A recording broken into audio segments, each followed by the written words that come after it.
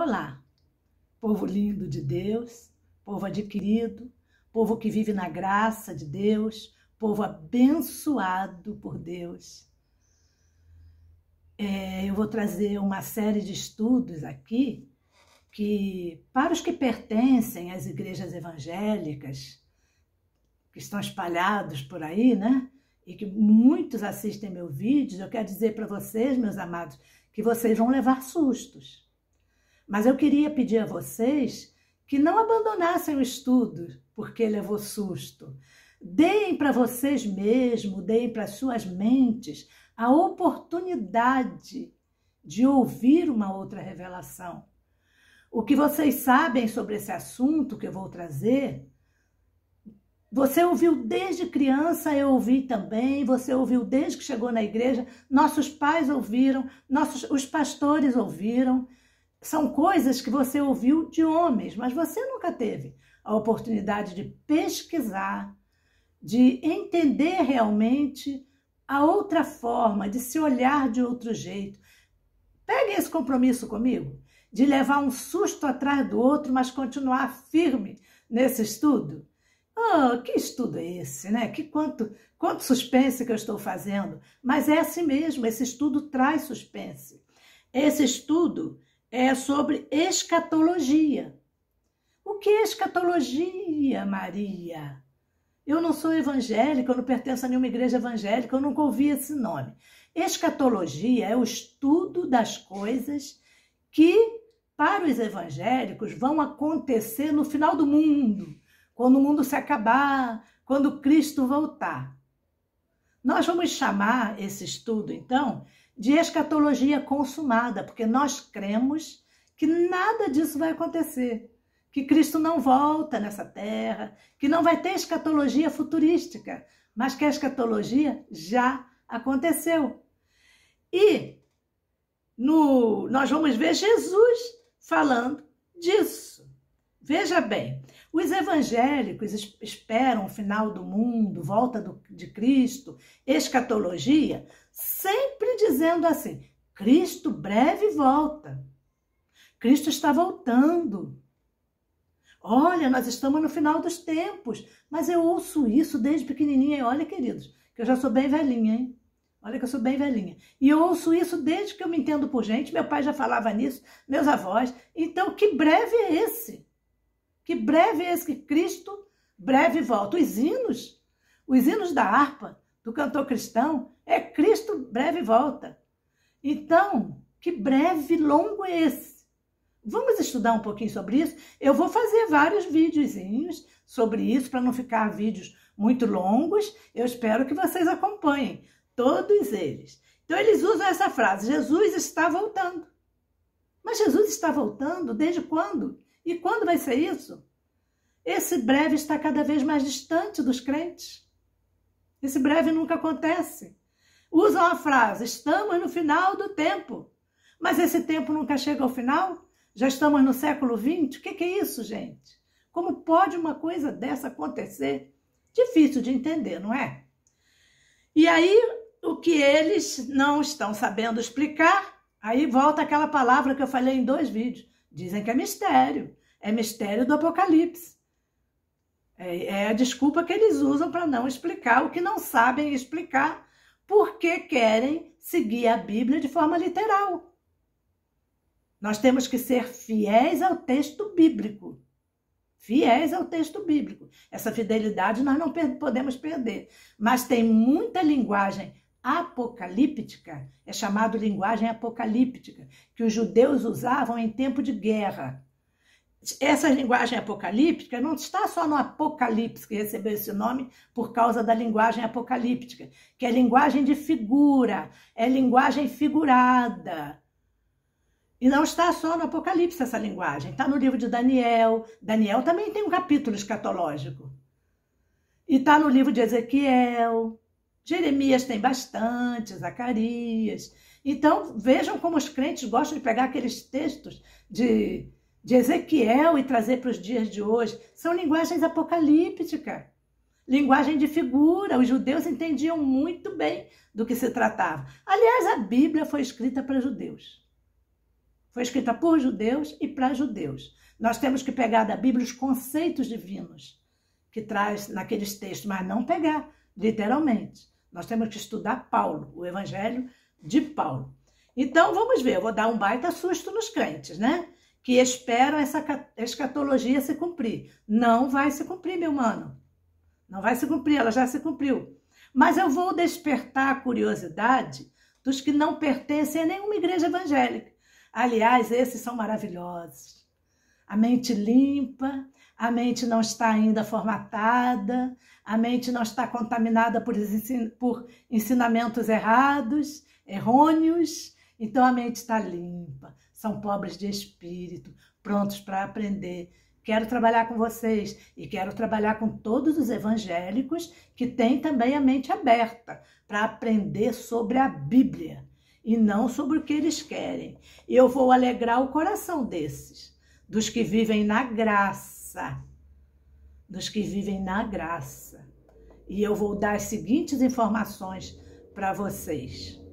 Talvez até eu corte as minhas anotações se o vídeo ficar muito grande, tá bom? Eu termino no outro. Então, a escatologia já se consumou no ano 70. Essa escatologia que os crentes esperam já se consumou no ano 70.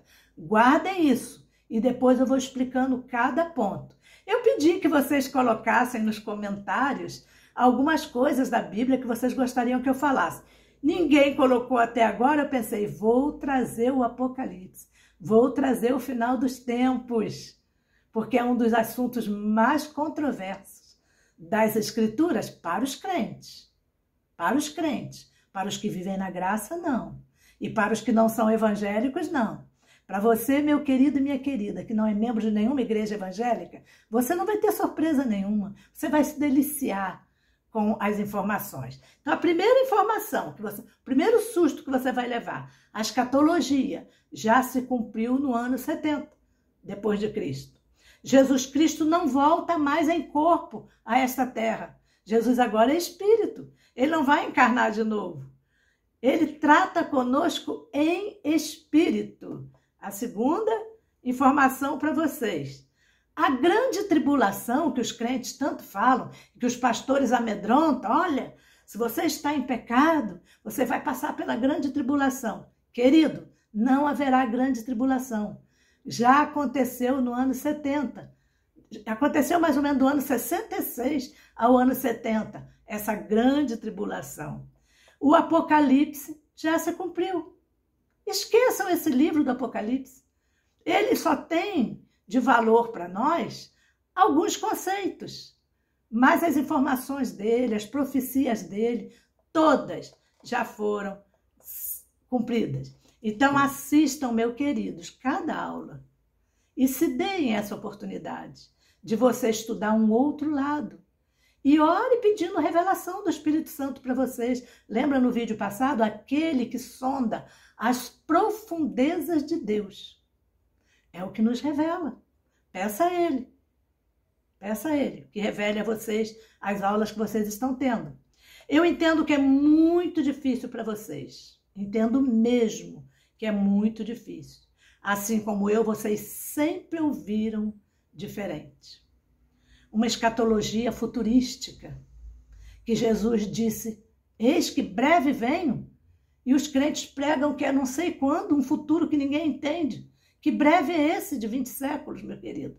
Agora já estamos no século 21, e eu pesquisei, com a mente aberta, pobre de espírito, para aprender sobre escatologia consumada.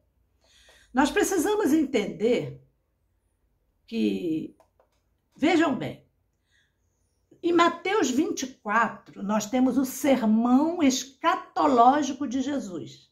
O que é isso? Jesus falando sobre o final daquelas coisas que os discípulos estavam vendo, que os discípulos estavam vivendo. Sermão escatológico, Mateus 24. Só que esse sermão escatológico, ele anda juntinho com Apocalipse e Daniel. Quando Daniel, então, profetiza sobre as 70 semanas que 70 semanas davam 490 anos, que foi justamente, caiu no ano 70, quando o mundo, o Aion, o tempo judaico que eles estavam vivendo, terminou. Então, nós vamos ver cada ponto que faz vocês ficarem em dúvida. Então, esse sermão iniciou quando seus discípulos se aproximaram de Jesus. Veja bem, mostraram o templo para Jesus, chama a atenção de Jesus para aquele templo tão rico, tão suntuoso. E Jesus olha para a estrutura daquele templo e diz para eles: estão vendo tudo isso? Pois eu lhes asseguro que não ficará aqui pedra sobre pedra que não seja derribada. Jesus já diz isso para eles, não ficaria pedra sobre pedra. E então os discípulos chegam com ele num lugar mais afastado e perguntam para Jesus assim: quando serão estas coisas? Estas coisas o quê? A caída do templo. Por que os crentes separam? A caída do templo que já foi lá no ano 70, e agora quando Jesus diz quando serão essas coisas, começa a falar, eles jogam para o final. Se Jesus está respondendo aos discípulos que perguntaram quando acontecerá isso com o templo? E que sinal haverá da tua vinda, da tua volta? Então Jesus diz o seguinte: a grande tribulação, todas essas coisas que os discípulos estavam perguntando, eram as coisas que compunham o sermão escatológico de Jesus. A grande tribulação, guerras e rumores de guerra. Ainda não houve guerras, tantas guerras como houve naquele tempo. Os judeus mesmo estavam debaixo de jugo romano. A Grécia tinha derrubado Roma. A Roma tinha derrubado Grécia. Grécia tinha derrubado Babilônia. Babilônia tinha derrubado Egito. Meus irmãos, era muita guerra. Os medos persas. Eram guerras e rumores de guerras. E Jesus, então, nação contra nação. Os próprios judeus eram subjugados por Roma. Então vos hão de entregar para seres atormentados. Alguém já foi atormentado como Jerusalém, como os judeus foram atormentados. Eles eram jogados na arena dos leões para serem comidos pelos leões e assim causarem diversão ao sumo sacerdote e aos imperadores de Roma. Eles eram incendiados vivos. Nero incendiou os crentes na cruz, fizeram deles tochas humanas para incendiar a cidade, para iluminar a cidade de Roma. Você espera tortura pior para alguém do que isso? Outra coisa, para seres atormentados. E outro sinal da volta de Cristo do final dos tempos: a abominação da desolação de que falou o profeta Daniel, que estaria no lugar santo. Daniel profetizou isso, quando via a desolação no lugar santo. Queridos, Vespasiano e Tito, ali pelo ano de 68, 69, já próximo à destruição de Jerusalém, ele entrou no templo, tomou o templo, colocou um porco no lugar dos sacrifícios, onde só era sacrificado cordeiro puro, sem defeito, e tinha que passar pela cerimônia da ablução, tomado banho, lavado com água. Por isso que Jesus, nosso Cordeiro Pascal, passou pela ablução com João. Não foi para mais nada que Jesus passou por aquele batismo, porque aquele batismo que João pregava era o batismo do arrependimento. Tanto é que João diz para ele: eu que tenho que ir a ti, e vens tu a mim? Jesus responde: deixa por agora, para que se cumpra as escrituras, porque o Cordeiro Pascal tinha que passar pela cerimônia da purificação, pela cerimônia da ablução. Então vejam, Tito e Vespasiano fizeram isso, colocaram um porco no lugar santo, abominação no lugar santo. Eu vou parar por aqui o vídeo, porque já tem 15 minutinhos, eu não gosto de falar mais do que 15 minutos. Fiquem comigo no outro vídeo, fiquem comigo, em nome de Jesus. Vamos estudar juntos, povo da graça. Vamos estudar juntos, vamos reinar com Cristo em vida, tendo essa revelação nas nossas vidas. Que Deus te abençoe. Viva na graça, graça sobre graça, meu querido irmão.